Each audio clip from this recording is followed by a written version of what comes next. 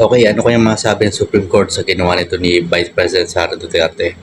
Hindi na umattend sa hearing o patawag ng Kongreso na patungkol ito sa impeachment na nalalapit, no? Ang purpose noon para bigyan siya ng due process na hinihingi ng Supreme Court noon pa.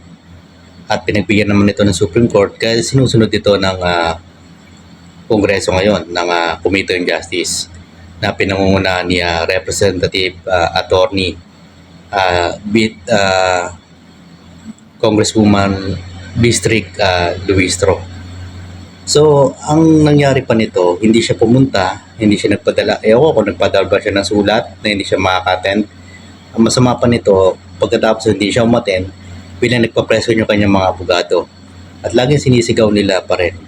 Ito nakakapagtaka, no? Pinagsisigaw pa nila ay hindi pa rin daw siya nakakakuha ng due process yung kanilang kliyente. Ano pa bang due process ang kailangan nila? Sinusunod na nga ito ng Kongreso.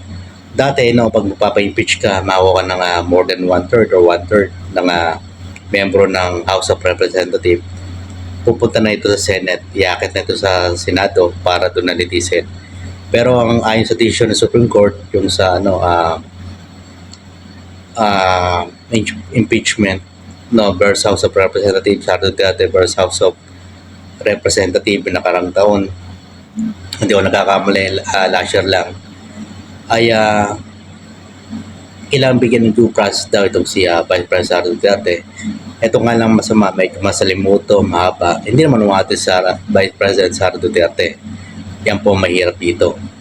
Ang hindi pa maganda, nagpapreso yung kanyang mga abogado sa media. Bakit hindi nila sagutin ito sa mismong Kongreso? Doon talagang venue. Tapos sinasabi pala, wala daw jurisdiction. Ano bang walang jurisdiction?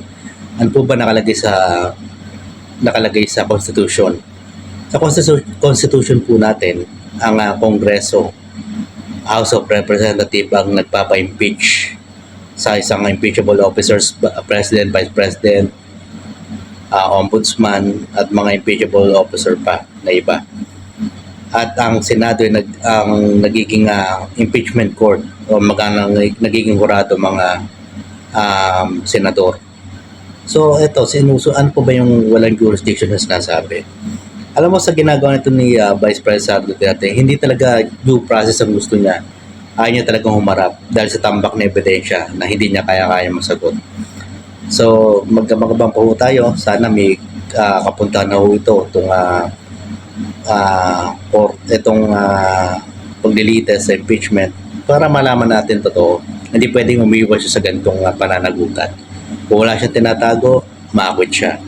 Kung may tinatago siya, mahirap siya talaga sagutin ang mga tambak na ebidensya na laban sa kanya.